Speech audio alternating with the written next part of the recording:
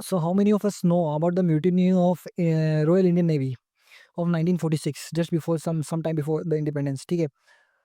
मुझे लगता है ज़्यादा लोगों को पता है इस बारे में, बिकॉज़ आई डोंट ज़्यादा एम्फेसिस दिया नहीं गया ना इसके ऊपर, मतलब I know a little bit about it, मैंने सुना था बस, पर उसके अलावा कुछ भी ज़्यादा नहीं पता, ठीक है। ये जो कार्यक्रम है एक प्रोटेस्ट के तौर पे शुरू हुआ था एचआईएमएस तलवार के अंदर, एचआईएमएस यानी हिज मैजेस्टीज़ इंडियन शिप, ठीक है। सो उसके अंदर एक प्रोटेस्ट के तौर पे शुरू हुआ था, भूख हड़ताल के तौर पे शुरू हुआ था ये। किस लिए कि कुछ डिमांड्स थी उनकी, उनको पूरा करने के लिए भाई कि पहले तो रेशियल डिस्क्रिमिनेशन नहीं होना चाहिए जो उस उधर होता था, इधर के साथ और वो क्या क्रेडिट्स भी वो लोग खा जाते थे, मतलब आगे जाने लड़ने वाले जो इंडियन होंगे और रिवॉर्ड जो मिलेगा उसको, उसका जो क्रेडिट जो सबसे ज़्यादा जाएगा वो ब्रिटिश ऑफिसर्स को जाएगा, ठीक है।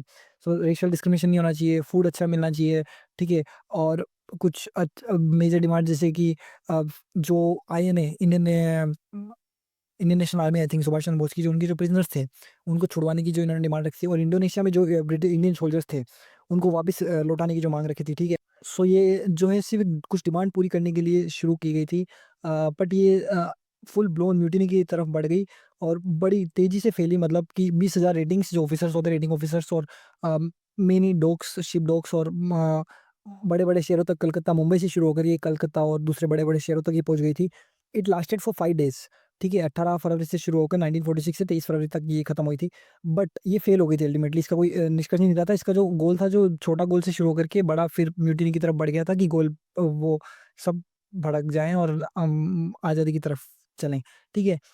पर जो है ना, बट ये आगे नहीं बढ़ पाई ज़्यादा, इसका कुछ हो नहीं पाया, बिकॉज़ जो कांग्रेस ने और मुस्लिम लीग ने इसका सपोर्ट नहीं किया था, कम्युनिस्ट पार्टी ऑफ इंडिया ने सपोर्ट करा था। बिकॉज़ कांग्रेस और मुस्लिम लीग जो है ना नेगोशिएशंस के अंदर थी, ब्रिटिशर्स के साथ सत्ता हस्तांतरण के लिए, ठीक है। So they don't supported it, so that's why. और गांधी जी ने इसको कंडेम करा था। Gandhi ji he was follower non violence, so वो चाहते नहीं थे कि कोई किसी भी तरह का वायलेंस, और इसमें थोड़ा बहुत वायलेंस हुआ था, और वायलेंस होना ही था, बिकॉज़ जो ब्रिटिशर्स थे दे हैड सम डिमांड्स, पर ब्रिटिशर्स मानने को तैयार नहीं थे, और ब्रिटिशर्स ने ऑपरेशंस चालू करे, फायरिंग वगैरह और ये सारा करना चालू करा दबाने के लिए, फुल फोर्स के साथ आगे वो लोग। फिर जो है ना कहीं न कहीं से वापस अपराइज़िंग शुरू हुई, ठीक है? कि भाई अगर तुम लोग हथियार यूज़ कर रहे हो तो फिर इधर से भी चालू होगा, और फिर वो चालू हो गया। पर फिर कांग्रेस ने सपोर्ट नहीं करा और मुस्लिम ने सब सपोर्ट नहीं करा, सपोर्ट मिला नहीं, ठीक है? और फिर कांग्रेस की मध्यस्थता के साथ इन्होंने, मतलब ये खत्म हुई सरेंडर क सरदार वल्लभ भाई पटेल का नाम आता है कि उनकी मध्यस्थता के साथ ये खत्म हुआ कि भाई उनको प्रोसिक्यूशन नहीं किया जाएगा, जिन्होंने अभी आपके सामने खड़े हुए वो लोग, ठीक है? और आप उनको मतलब प्रताड़ित नहीं करोगे। This mutiny ended with 5 days, और सरदार वल्लभ भाई पटेल ने मध्यस्थता करी थी। और ये जो है ना कोई सपोर्ट नहीं कर रहा था, तो इसलिए वो ज़्यादा चल नहीं पाया। सरदार वल्लभ भाई पटेल ने मध्यस्थता करी, और जो है इन लोगों ने सरेंडर करा, और ये था कि भाई प्रताड़ना नहीं दी जाएगी इन लोगों को। पर फिर भी इन लोगों का कोर्ट मार्शल हुआ, और आई डोंट थिंक सो इससे ज़्यादा क्या प्रताड़ित हो सकते हैं कि आपको कोर्ट मार्शल करा जा रहा है, और कांग्रेस कुल मिला के बचा नहीं पाई है। दिस इज़ द वोट जो है आर्टिकल्स कहते हैं, वेबसाइट्स के जो famous websites, I think Vijay Ram and Ravi जो मैंने पढ़ा है, ठीक है, गूगल पे। ये वेबसाइट्स कहती है, बट इसी से रिलेटेड एक नाटक जो मैंने अभी पढ़ा ऑफ उत्पल दत्त। उत्पल दत्त आप उनको जानते होंगे from the movie, I think Golmaal. Golmaal में वो थे, पुरानी वाली गोलमाल। और उसके अलावा एक एक कहानी और है, आई थिंक सो, मैं भूल रहा हूँ। चलो उसको छोड़ देते हैं, बट गोलमाल में शायद वो हैं, ठीक है। वो कॉमेडी, मतलब उनका रोल है अच्छा खासा, ठीक है। सो अब वो आदमी को जब मैंने देखा, तो मैंने ये जब किताब मेरे सामने आई, उत्पल दत्त, मैंने कहा कि कौन है, देखते हैं पता लगेगा। तो आई वाज़ शॉक्ड कि वो आदमी जो एक कॉमिक रोल कर रहा है, वो इतना ज़्यादा कड़क सरकार के खिलाफ लिख सकता है, ठीक है। सो ये जो नाटक है ना, इसमें का मेरे पास किताब है, उसमें है उत्पल दत्त का नाटक कल्लोल, ठीक है। ये नाटक जो है म्यूटिनी के ऊपर लिखा गया है, अ, रॉयल इंडियन नेवी की म्यूटिनी के ऊपर, ठीक है। रॉयल इंडियन नेवी थी, उसमें जो भारतीय सेलर्स थे, भारतीय नाविक थे, उनकी पीड़ा, उनकी दमन को दिखाता हुआ ये नाटक। वो लोग जो अधीन कार्य करते रहे ब्रिटिश सरकार के, उनके लिए युद्धों में लड़ते रहे, यूनियन जैक के नीचे, उन्हें भी बस इंतज़ार था, मुझे लगता है, सही समय का। वो काम तो कर रहे थे ब्रिटिशर्स के, बट उनके अंदर का जो नेशनलिस्ट है, वो मरा नहीं था कि पूरी तरह से मर गया था। वो इंतज़ार कर रहे थे सही समय का। अपना देश, अपने लोग और गोरों के बीच का अंतर उन्हें भी मालूम था। ये नाटक मतलब निकाल के लाता है उनके अंदर की भावनाएँ कि we they were आउटक्लास्ड। Some starting में शुरू होते ही पता लगता है कि पीपल जो भारतीय लोग हैं, वो भी उनको अच्छी तरीके से नहीं देखते, because they were working for the Britishers. कुछ कैरेक्टर्स को लेकर के, कुछ गिने-चुने कैरेक्टर्स को लेकर के उस म्यूटिनी के ऊपर बनाया गया नाटक बड़ी सरलता से उसका पूरा, मतलब बहुत ही अच्छे से दिखा देता है।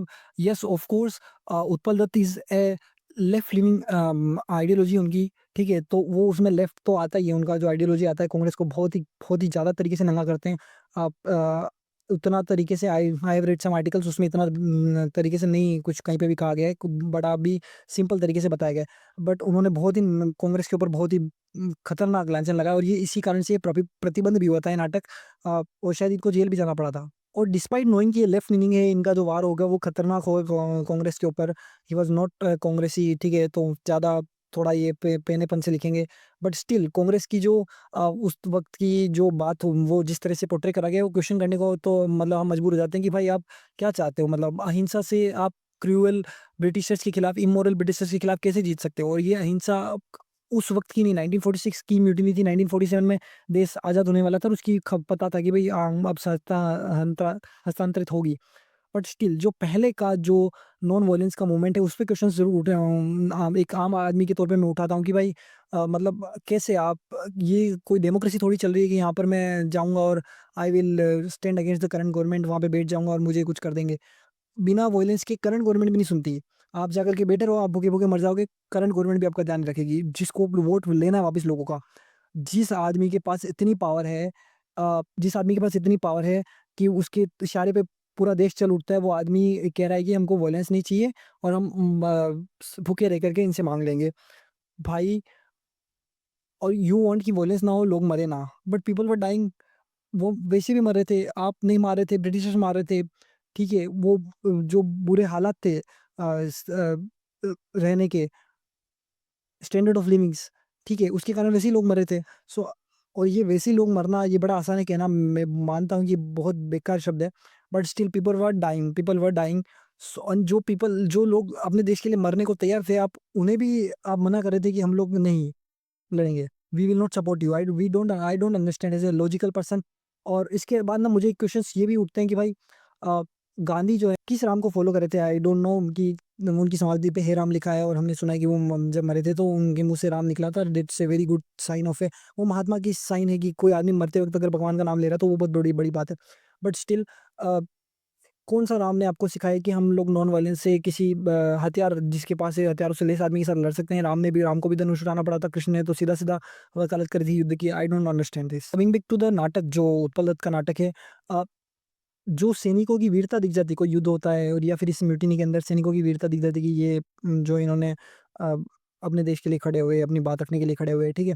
पर उनके परिवारों का पीछे का जो आहें होती हैं, उनका जो दर्द होता है, वो उसके ऊपर बहुत ज़्यादा बात नहीं होती है, ठीक है? किसी भी हिस्ट्री बुक्स में वो नहीं लिखा जाता, ठीक है? सो इस नाटक के अंदर पीछे जो उनका परिवार था, अ, उन सैनिकों का जो लड़ रहे थे, अ, उस उनके ऊपर भी बात करी गई है, उनके अंदर की भावनाएँ, उनकी फीलिंग्स और how they were also standing for the nation, for the country against the Britishers. And again I am saying कि ये लेफ्ट लीनिंग है, तो ये हमको बायस हटाना चाहिए, थोड़ा चश्मा हमको टेढ़ा करके या फिर जैसे भी है, वैसे करके इसको पढ़ना पड़ेगा, बिकॉज़ ये बहुत ही ज़्यादा खतरनाक तरीके से इन्होंने सरकार के खिलाफ लिखा है।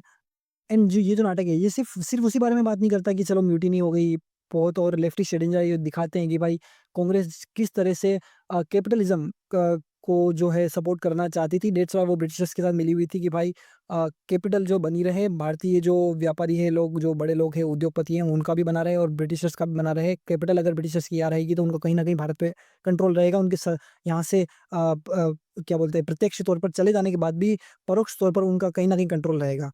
सो कैपिटलिज्म पर हमला करने के अलावा भी मतलब उन्होंने मानव की भावनाओं, मानव के मन के ऊपर एक बहुत ही अच्छा निकल के आता है इसमें कि जो जो लक्ष्मी देवी और शार्दुल सिंह और सुभाष का जो उनके बीच का जो ट्रायंगल चलता है, ठीक है? कि भाई जो शार्दुल है, ही इज़ गॉन, 2 साल से वो वापस लौट कर के नहीं आया है। लक्ष्मी देवी जो उसकी पत्नी जो उससे प्यार करती है, ठीक है?